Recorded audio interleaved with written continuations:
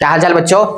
ठीक है सर। आज मजेदार टॉपिक होने वाला है। आज एग्जाम के व्यू से भी देखा जाए तो बहुत इंपॉर्टेंट है यहाँ पे आज का टॉपिक, जो कि यहाँ पे ऑब्जेक्टिव सवाल भी यहाँ से आता है, 2 नंबर का भी सवाल पूछा जाता है बोर्ड एग्जाम में।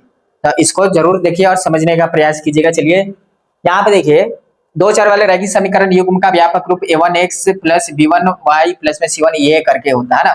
प्रतिच्छेदी, संपाती, समांतर, ये ग्राफ होता है ना। 3 प्रकार के ग्राफ होता है, प्रतिच्छेदी होता है, संपाती होता है और समांतर। 3 प्रकार के ग्राफ में प्रतिच्छेदी किस प्रकार के ग्राफ को कहते हैं? तो जब जिस ये दो समीकरण दिख रहा है युग्म, ये दोनों समीकरण युग्म से 2 रेखा मिलेगा और दोनों रेखा अगर ग्राफ को एक बिंदु पे प्रतिच्छेद करे, है ना, एक बिंदु पे प्रतिच्छेद करे तो ये प्रतिच्छेदी रेखा कहलाएगा।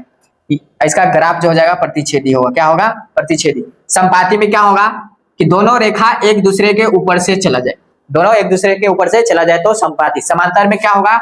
दोनों रेखा के बीच की दूरी केवल समान रहे लेकिन कभी भी एक दूसरे को प्रतिच्छेद ना करे। कितना भी आगे बढ़ा लीजिएगा एक दूसरे को प्रतिच्छेद नहीं करता है। इसका मतलब ये किस प्रकार का ग्राफ? समांतर ग्राफ हो जाएगा ना। समांतर ग्राफ। प्रतिच्छेदी में एक दूसरे को एक बिंदु पे प्रतिच्छेद करता है, संपाती में अनंत बार। यहाँ तो देखिएगा शुरू से प्रतिच्छेद करते हुए आगे की ओर जा रहा है ना।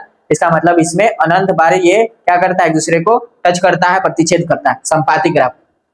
शर्त याद रखना है, शर्त ये कहता है कि अगर वो प्रतिच्छेदी ग्राफ है तो a1 बटे a2 बराबर नहीं होना चाहिए b1 बटे b2 के। ये बटा ये दोनों का बटा ये दोनों का बटा बराबर नहीं है, मतलब ग्राफ कैसा? प्रतिच्छेदी। अगर संपाती देखना है तो क्या शर्त होना चाहिए कि a1 बटे a2 b1 बटे b2 c1 बटे c2 सबके सब आपस में बराबर हो जाए। तो इसका मतलब क्या हो जाएगा? संपाती। समांतर में क्या होगा कि a1 बटे a2 b1 बटे b2 तो बराबर होगा लेकिन c1 बटे c2 बराबर नहीं होता है। ये दोनों बराबर रहेगा लेकिन तीसरा बराबर नहीं होगा। इसका मतलब समांतर हो गया। ये शर्त ध्यान में रखना होगा, ऑब्जेक्टिव सवाल यहीं से आता है।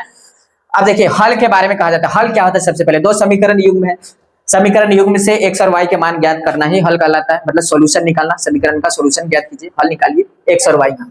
तो x और y ज्ञात करने के लिए सबसे पहले क्या जरूरी है? तो देखिए प्रतिच्छेदी अगर कोई ग्राफ है तो उसका हल केवल एक के बार मिलेगा x और y का, मतलब एक हल होती है। हल की संख्या एक हल होती है, एक हल होती है और इसे कहा जाता है अद्वितीय हल। क्या कहते हैं? अद्वितीय हल। अद्वितीय हल, ये ध्यान रखिएगा। प्रतिच्छेदी ग्राफ यानी अद्वितीय हल, या फिर अपने भाषा में, या फिर इसको एक और भाषा में कहा जाता है एक हल होती है। क्या? एक हल होती है। यहां पे देखिए अब संपाती में, संपाती में हल जो होगा, देखिए प्रतिच्छेदी क्या होगा? प्रतिच्छेदी में एक बार प्रतिच्छेद किया है, एक ही बिंदु पे प्रतिच्छेद किया है ना, तो हल की संख्या कितना? एक। ये बताइए कि कितना बार छू रहा है एक दूसरे को? अनंत बार। अनंत बिंदु होता है एक रेखा में, कितना बिंदु? अनंत बिंदु। तो अनंत बिंदु पर ये दोनों एक दूसरे को टच कर रहा है, दोनों रेखा एक दूसरे को, तो इसका हल कितना? अनंत। क्या हो जाएगा? अनंत होती है। हल की संख्या अनंत होती है, अनंत होती है, या अनेक हल बोलते हैं इसको, अनेक हल। अनेक हल क्या? संपाती ग्राफ का अनेक हल, प्रतिच्छेदी का एक हल या अद्वितीय, क्योंकि एक बार काटा है एक ही हल, ये अनंत बार काटेगा इसलिए अनंत हल। समांतर के लिए देखिए एक को नहीं काट रहा है, ये काट रहा है एक दूसरे को, ये कहाँ उधर से जा रहा है, ये उधर से जा रहा है, तो एक दूसरे को कभी काटवे ना करेगा तो हल की संख्या होगा नहीं, इसका कोई हल नहीं होता है, कोई हल नहीं, कोई हल नहीं, कोई हल नहीं होती है। क्या ये बात समझ में आ गया? हाँ, ग्राफ पहचानना है प्रतिच्छेदी, तो ग्राफ दिखेगा एक दूसरे को काटते हुए। संपाती देखना है तो एक के ऊपर एक रेखा जाएगा। समांतर देखना है तो दोनों रेखा समांतर होनी चाहिए।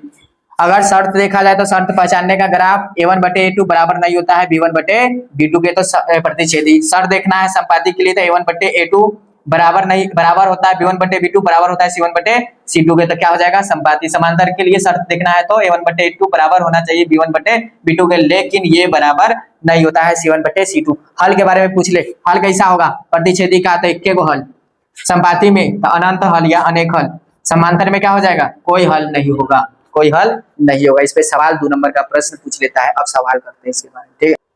तो चलिए अभी जो कॉन्सेप्ट सीखे हैं उसके ऊपर में एक क्वेश्चन बनाते हैं। यहाँ पे देखिए p के किन मानों के लिए समीकरण के युग्म का एक अद्वितीय हल है।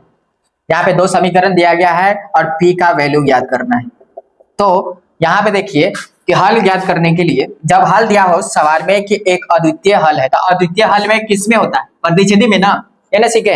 अद्वितीय हल का मतलब किस प्रकार के ग्राफ, अद्वितीय प्रतिच्छेदी, क्या प्रतिच्छेदी होगा।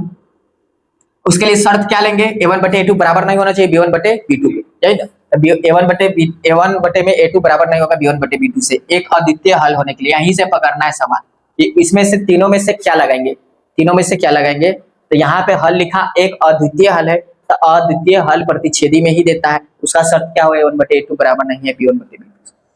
इसमें से सबसे पहले a1 a2 b2 ये सब लिख लेते हैं। यहाँ a1 का मान हो जाएगा 4, a2 का मान हो जाएगा 2, b1 का वैल्यू हो जाएगा p, b2 का मान हो जाएगा 2, c1 8, चिन्ह के साथ में, चिन्ह जो भी होगा प्लस माइनस के साथ, c2 हो जाएगा 2। हो गया ये सब कंप्लीट। अब चलिए प्रतिच्छेदी मतलब अद्वितीय हल होने के लिए, अद्वितीय हल होने के लिए हल के शर्त से, अद्वितीय हल के शर्त से क्या जानते हैं हम लोग, a1 बटे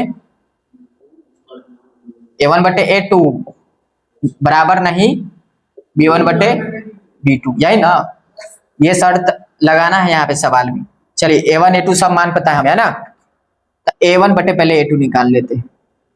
a1 बटे a2 4 बटे में क्या आएगा 2, कट जाएगा, कितना आ जाएगा 2 बटे में 1, क्या आएगा 2 बटे में 1 यानी 2 लिख सकते हैं इसको 2। इसके बाद देखिए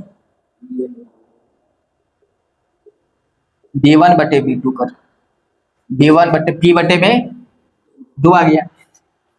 यहाँ चलिए 1 बटे 2 बटे 1 कर लेते हैं, ठीक रहेगा क्या, ये भी बटा में वो भी बटा में। अब शर्त क्या कह रहा है कि a1 बटे a2 बराबर नहीं होता है b1 बटे b2, तो लिखेंगे कि a1 बटे a2 बराबर नहीं है b2, मान रख दीजिए यहाँ पे a1 बटे a2 आया है 2 बटे में 1 बराबर नहीं लिखना है, यहाँ भी बराबर नहीं लिखना है। और ये b1 बटे b2 का मान p बटे में 2 हो गया। सिंपल सा जो जानते हैं ना, बराबर नहीं है तो इसका मतलब कंफ्यूज नहीं होना है कि बराबर नहीं है तो अब इसको सॉल्व करे कि ना करे, क्या होगा आंसर। जैसे समझते हैं ना कि बराबर रहता है, तो बराबर रहता है तो दोनों तरफ भिन्न रहे तो तिरछा गुना करके वैल्यू निकालते हैं ना, तो वैसे ही बना लेना है। तिरछा गुना कराइए, 2 का 2 से गुना हो जाएगा, 2 का 2 से 4 बराबर नहीं, 1 का p से, इसका इससे, इसका इससे, तब p हो जाएगा। अब सीधा करके लिख लीजिए कि p बराबर नहीं 4, यही आपका आंसर है। p का मान क्या है, तो p का मान पूछ रहा था कि p के किन मानों के लिए, तो p का मान बराबर नहीं होना चाहिए 4, मतलब 4 के अलावा सब मान, 4 के अलावा सब हो सकता है, यहाँ पे 4 को छोड़ करके सब होगा, तो इसका हल आपको मिलेगा क्या चीज, अद्वितीय हल। 4 रखिएगा ना तो 4 बटे 2, तो 2 आया था, क्या आया था 2 आया था, यहाँ 4 रहेगा 4 बटे 2 फिर से, तो सब बराबर हो जाएगा। आई कहता है कि बराबर नहीं रहना चाहिए, क्या इसका बट्टा बराबर नहीं होना चाहिए, तब मिलेगा अद्वितीय हल। तो इसलिए कह रहा है आंसर में कि p बराबर 4 को छोड़ के, p बराबर 4 को छोड़ देना है, बाकी सब वैल्यू के लिए आपका हल मिलेगा अद्वितीय, ये कहने का मतलब है। चलिए एक सवाल आपके लिए होमवर्क है, आप लोग बना करके हमें कमेंट कीजिएगा कि इसका जवाब क्या होगा, और वीडियो पसंद आया होगा तो लाइक जरूर कीजिएगा। हाँ तो देखिए ये है आपके लिए सवाल, इसी टाइप का एक सवाल आपको दिया गया है कि k का मान ज्ञात करें समीकरण युग्म का अद्वितीय हल। यहाँ भी अद्वितीय हल के लिए ये है आपके लिए एक सवाल, होमवर्क के लिए HW है, आप इसे हल करके इसे आप कमेंट में इसका जवाब बताइए k का वैल्यू क्या होगा। ठीक, अगर वीडियो पसंद आया हो तो लाइक कमेंट शेयर करना मत भूलिएगा, सब्सक्राइब करना तो मत ही भूलिएगा। ये सवाल को हल करके जल्दी से हमें बताइएगा कि क्या है इसका जवाब, और मिलते हैं अगले नेक्स्ट वीडियो में, फिर से मिलेंगे, इसके लिए सवाल लेकर के आएंगे। इंपॉर्टेंट जितना होगा VVI क्वेश्चन वो सब करेंगे इस